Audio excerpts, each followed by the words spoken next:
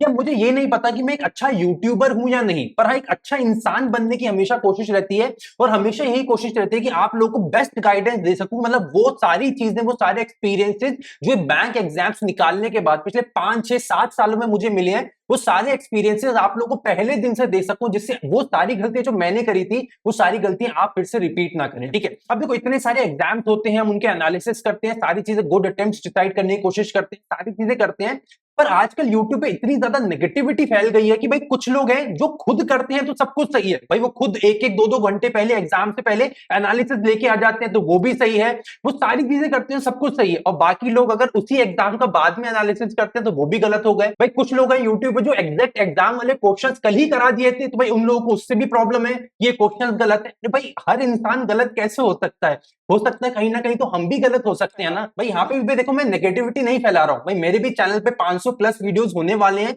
और आपने एक भी वीडियो में आज तक किसी टीचर के अगेंस्ट एक अक्षर नहीं सुना होगा। बट मुझे आज इसी चीज से बहुत ज्यादा दुख होता है, बहुत ज्यादा होता है ना, अंदर ही अंदर दुख मतलब दर्द होता है कि वही लोग भाई जिनके लिए हमने कभी उल्टा नहीं बोला, वो सब लोगों के लिए उल्टा कैसे बोलते जा रहे हो, सब लोग कैसे गलत होते जा रहे हैं। जैसे हिंदी में एक परिभाषा होती है कि आपको ऊपर उठने के ना दो रास्ते होते हैं, पहले खुद मेहनत करो या दूसरों बाकी लोगों को गिरा के खुद आगे बढ़ जाओ। तो हमेशा भाई हमारा तो वही उद्देश्य रहता है कि हम या तो सबके साथ आगे बढ़े या बाकी लोगों को एटलीस्ट मदद करें आगे बढ़ने में। ठीक है, अब देखो जब से एसबीआई क्लर्क का एग्जाम हुआ है, बहुत सारे अलग अलग लोगों ने एनालिसिस करे, सब करा भाई, बहुत सारे स्टूडेंट्स को बहुत सारे डाउट्स हैं, तो डाउट क्लैरिफाई करने के लिए भाई ये वाला वीडियो मैं बना रहा हूं। भाई कल कुल 2 शिफ्ट में एग्जाम हुआ, ठीक है भाई, शिफ्ट 1 शिफ्ट 2। ठीक है भाई, कुछ चीजें थी जो शिफ्ट 1 में मुश्किल आई, कुछ चीजें थी जो शिफ्ट 2 में मुश्किल आई। ठीक है, उन सारी चीजों पर बात कर लेते हैं। भाई अगर मैं शिफ्ट 1 की बात करूं तो भाई वहां पे सबसे मुश्किल आया जीए। भाई जीए देखने से भी नहीं हिला, बहुत ज्यादा हाई लेवल का जीए पूछ लिया। जीए में सबसे बड़ा प्रॉब्लम क्या था, और एक्चुअली शिफ्ट 1 में नहीं, शिफ्ट 1 और 2 दोनों में जीए में प्रॉब्लम क्या आया कि क्वेश्चन डायरेक्ट नहीं आए। भाई फॉर एग्जांपल में क्वेश्चन कैसे आए, हर क्वेश्चन पढ़ के ऐसा लग रहा था यार ये तो मैंने पढ़ा हुआ है, अरे दिमाग में नहीं आ रहा यार, यहाँ कहीं पे लिखा था, पेपर में मैंने पढ़ा था, वो पीडीएफ में भी यहाँ नीचे लिखा था, पर अब दिमाग में नहीं आ रहा है ना, सबको ऐसा लग रहा था। पर क्वेश्चन उल्टा रिवर्स पूछ रहे थे, उल्टा क्वेश्चन वहां पे पूछ लिया कि जो चीजें हमें पता थी वो हमें क्वेश्चन में दे दिया, और जो जो हम चीजें छोड़ के गए थे वही हमसे पूछ ली गई। तो इसलिए जीए में शिफ्ट 1 और 2 दोनों में ही नंबर ऑफ अटेम्प्ट बहुत कम है।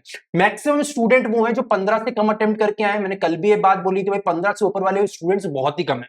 उससे ज्यादा भाई वो जो 20 प्लस वाले स्टूडेंट हमें देखने को मिल रहे हैं भाई, वो मैक्सिमम वो है जो बहुत सारे तुक्के मार के आए हैं। और आप सबका देख लो भाई, कोई बोल रहा है 7 गलत है, कोई बोल रहा है 8 गलत है, मतलब 20 प्लस वाले स्टूडेंट कम है, 15 से कम वाले मेजॉरिटी स्टूडेंट है। मैंने कल वाले वीडियो में भी बोला था।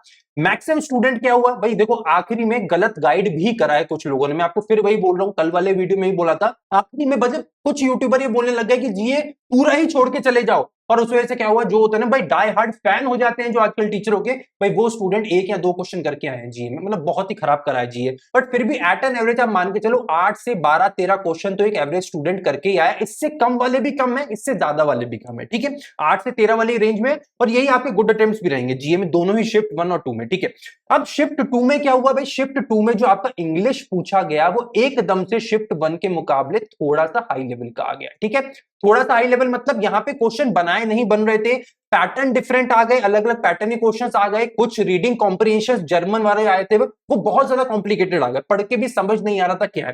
तो इस वजह से शिफ्ट 2 में इंग्लिश के नंबर ऑफ अटेम्प्ट्स भी हमारे काफी ड्रॉप हो गए शिफ्ट 1 के मुकाबले। ठीक है, क्या हुआ शिफ्ट 1 में जहां पे मैक्सिमम स्टूडेंट 30 के आसपास क्वेश्चन करके आए, 25 प्लस वाले भी स्टूडेंट बहुत सारे थे शिफ्ट 1 में, शिफ्ट 2 में ये वाले नंबर ऑफ अटेम्प्ट्स काफी कम हो गए, और यहाँ पे गुड अटेम्प्ट्स की जो हमारी रेंज है वो कम होकर आपके अराउंड अराउंड वहीं पहुंच गई, 20 से लेके आपके 22-23 क्वेश्चन की रेंज में। मतलब और स्टूडेंट वो भी जो इससे कम भी करके आए हैं, बट एट एन एवरेज 20 से 23 की गुड अटेम्प्ट्स की रेंज रही इंग्लिश में। बाकी कम वाले स्टूडेंट भी हैं बिकॉज इंग्लिश का लेवल सेकंड शिफ्ट में एकदम से बढ़ गया। ठीक है, वहीं अगर क्वांट की बात करें तो भाई क्वांट शिफ्ट 1 और शिफ्ट 2 दोनों में मुश्किल आया, दोनों में ही नंबर ऑफ अटेम्प्ट्स काफी कम रहे।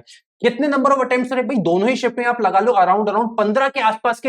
एक एवरेज स्टूडेंट की बात कर रहा हूं जो क्वांट में मेहनत करके गया है भाई, मेंस की मॉक टेस्ट लगा के गया है, खुद से प्रैक्टिस करके गया है, सारा दिन क्लासों में टाइम वेस्ट करके नहीं गया है। जो मैं बार बार बोलता हूं, mains is all about self practice, mains is all about self accessing and mock test. भाई खुद से तैयारी करके मॉक टेस्ट लगा के खुद को सुधार के गए हो तो ठीक है, पूरा दिन क्लासों में टाइम वेस्ट करा है तो भाई उनकी स्टूडेंट की बात मैं अभी नहीं कर रहा हूं। ठीक है, एवरेज स्टूडेंट कितने 15 क्वेश्चन, 15 नहीं भी करे होंगे तो मैं मान के चलता हूं भाई 11 से लेकर 14 क्वेश्चन की रेंज में मेजॉरिटी स्टूडेंट आ जाएगा क्वांट की बात करें। ठीक है, दोनों ही शिफ्ट 1 और 2 में सेम था। वहीं अगर रीजनिंग की हम बात करें तो भाई रीजनिंग में क्या हुआ, भाई रीजनिंग में आपके नंबर ऑफ अटेम्प्ट्स दोनों ही शिफ्ट में कम थे, आपके वही 15 से 17, 18, 19 की रेंज में नंबर ऑफ अटेम्प्ट्स रहे। मतलब ऑल इन ऑल हम यहाँ पे बता के चले भाई नंबर ऑफ अटेम्प्ट्स कम हुए, ठीक है। और शिफ्ट 1 और 2 में भी कंपेयर करें तो शिफ्ट 2 में नंबर ऑफ अटेम्प्ट्स काफी कम है एज कंपेयर टू शिफ्ट 1, ठीक है। शिफ्ट 1 में आप लगा लो मतलब एक एवरेज स्टूडेंट जहां 70 के आसपास क्वेश्चन करके आया है, शिफ्ट 2 में वो नंबर ऑफ अटेम्प्ट्स थोड़े कम होके आपके 66 से 68 की रेंज में चलेगा। मतलब इक्का दुक्का फर्क है, बहुत ज्यादा कम भी नहीं है, बिकॉज जब शिफ्ट 2 में रीजनिंग में थोड़े नंबर ऑफ अटेम्प्ट्स इंक्रीज हुए स्टूडेंट के, ठीक है। अगर कंपैरेटिवली करें तो भाई ऑनेस्टली रिपोर्ट कर रहे हैं, ऑनेस्टली रिव्यू कर रहे हैं, तो शिफ्ट 2 में भी थोड़ा रीजनिंग का लेवल शिफ्ट 1 के मुकाबले कम आया, बिकॉज रीजनिंग में यहाँ पे नंबर ऑफ अटेम्प्ट ज्यादा हो गए। तो इस मुकाबले शिफ्ट 1 में जहां एवरेज वाला 70 के आसपास 65 से 70 की रेंज में करके आए शिफ्ट 1 में, वही शिफ्ट 2 में आप लगा लो 61 से लेके 67, 67, 68 तक क्वेश्चन करके आए। भाई ओवरऑल ये भी हो रहा है शिफ्ट 2 थोड़ी सी मुश्किल आई थी शिफ्ट 1 के मुकाबले, या दूसरे तरीके से बोले तो शिफ्ट 2 में नंबर ऑफ अटेम्प्ट इक्का दुक्का कम हुए शिफ्ट 1 के मुकाबले, ठीक है। अब आपको क्या करना चाहिए भाई, कोई गलती नहीं है भाई इस टाइम रिव्यू के वीडियोस देखने में, भाई इस टाइम एक्सपेक्टेड कट ऑफ के वीडियो देखने में कोई बुराई नहीं है। जो भी आपको बोलता है भाई स्टूडेंट का टाइम वेस्ट कर लिया, भाई इस टाइम तुम करोगे क्या मुझे बताओ। भाई जब भी हम एग्जाम देके आते हैं, भाई जब मैं खुद एग्जाम देके आता था तो भाई उसके बाद तो मेरा यही भाई एम तो यही रहेगा ना, मैं अपना एग्जाम देके आया, मैं बाकी लोगों का भी तो सुनूं उनका एग्जाम कैसा गया था। भाई ऐसा तो नहीं ना मेरा पेपर अच्छा चला गया तो मेरा सिलेक्शन हो जाएगा। भाई इस एग्जाम का नाम है कॉम्पिटेटिव एग्जाम, मतलब मेरे से फर्क नहीं पड़ता, पर बाकी स्टूडेंट कैसा तैयारी करके आए, कैसा पेपर देके आए, उससे डिपेंड करता है मेरा सिलेक्शन होगा कि नहीं। तो कोई डरो नहीं, कुछ ऐसा नहीं है कि वो सर ने तो बोल दिया रिव्यू देखने की जरूरत नहीं है। भाई वो सर खुद भी कल वीडियो बनाए थे, वो आज भी बनाएंगे, वो आगे आने वाले टाइम में भी अगले एग्जाम की वीडियो बनाएंगे, और हर बनाते भाई हर टीचर बनाते हैं, इसमें बुराई क्या है। भाई अगर आपको एक्सपीरियंस है तो आप एक्सपीरियंस शेयर करो, इसमें कोई बुराई नहीं है। बट हाँ मैं ये जरूर बोलूंगा कि नेगेटिविटी थोड़ी कम फैलाएं। अगर आपको देखो, अब मुझे नहीं पता कि आप लोगों को क्या अच्छा लगता है भाई, बिकॉज मुझे नेगेटिविटी पसंद नहीं है, मैं कभी नेगेटिव बात नहीं करता किसी के लिए, ना आज तक करिए ना आगे कभी करूंगा। हाँ एक चीज आज बुरी लगी थी भाई, इसको थोड़ा डिस्कस करना जरूरी था, बिकॉज जो चीज हम खुद कर रहे हैं वो हमारी सही है, और वही चीज अगर तुम कर रहे हो तो तुम्हारी गलत है। भाई ये कैसे हो सकता है, या तो फिर मैं भी गलत हुआ या फिर तुम भी सही हुए।